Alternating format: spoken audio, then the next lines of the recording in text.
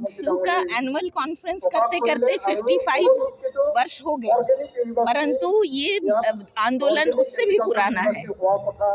और ये बहुत ही बधाई के पात्र हैं सभी कि एनुअल कॉन्फ्रेंस जो कि हर साल अपने दर्शन, अपने मोटो को विजिट करते हुए क्या किया क्या नहीं किया उसका अपना स्टॉक टेकिंग करने का समय होता है।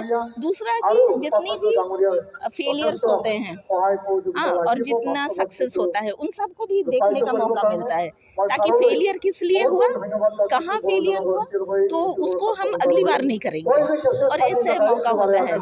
मैंने एक ही ये बात ध्यान दिया कि अभी समय के साथ ये परिवर्तन आना चाहिए, क्योंकि सभी जगह परिवर्तन हो रहे हैं। जैसे अब आबसू में भी लीडरशिप में थोड़ा महिलाओं के लिए भी जगह बने, क्योंकि भाग लेने वाले तो बहुत हैं, परंतु वो भी काम करने के लिए आगे आए, महिलाएं भी काम करने के लिए आगे आए, कार्यकर्ता लोग बने और काम करें, क्योंकि समाज महिला और पुरुष सबसे बनता है और वैसा करने से प्रगति की और ऊंचाइयों में बढ़ने की संभावना है। आज मैं अकेली थी स्टेज में तो वो कमी लग रही थी, पर मैंने 10 साल का टाइम दिया है अब्सू को कि जब 65 का एनुअल कॉन्फ्रेंस हो गया उस समय कम से कम कुछ महिलाएं भी स्टेज पर आने सकें।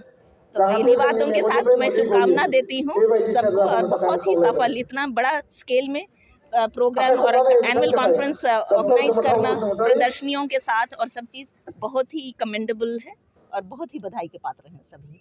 बहुत क्या बोलना चाहेंगे जी युवा पीढ़ी को यही कि मैंने अपनी भाषण में बोला कि जो चैलेंज होते हैं उन चैलेंजों को इस तरह से देखना है कि मेरे में वो काबिलियत है कि उस चैलेंज को मैं पार कर सकूं, और जितना भी चैलेंज आता है उसको अपनी ही ताकत का पैमाना मान के उसको चैलेंज को पार पाने की कोशिश करेंगे, तब पता चलेगा कि असली हम क्या है। और हर चैलेंज को युवा पीढ़ी को इस नज़रिए से लेना चाहिए कि वो चैलेंज आपको रोकने के लिए नहीं है, आपकी काबिलियत को टेस्ट करने के लिए है। उस जोश के साथ अगर चैलेंज के तो इसलिए चैलेंज उनके सामने नहीं आना है, युवा पीढ़ी चैलेंज के सामने जाना है। Thank you. बोडो एकॉर्ड का जो इम्प्लीमेंटेशन नहीं हुआ अभी, तो इसके बारे में आप क्या कहेंगे? बोडो लोग को क्या मैसेज देंगे?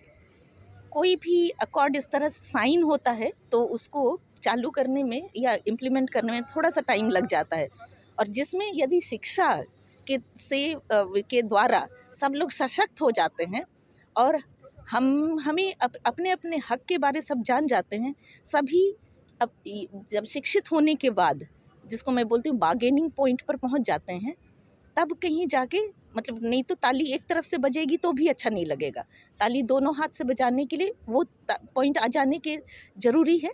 और इसलिए अगर थोड़ा स्लो चल रहा है तब इसी बीच में अपना सशक्तिकरण पूरा कर लेना है।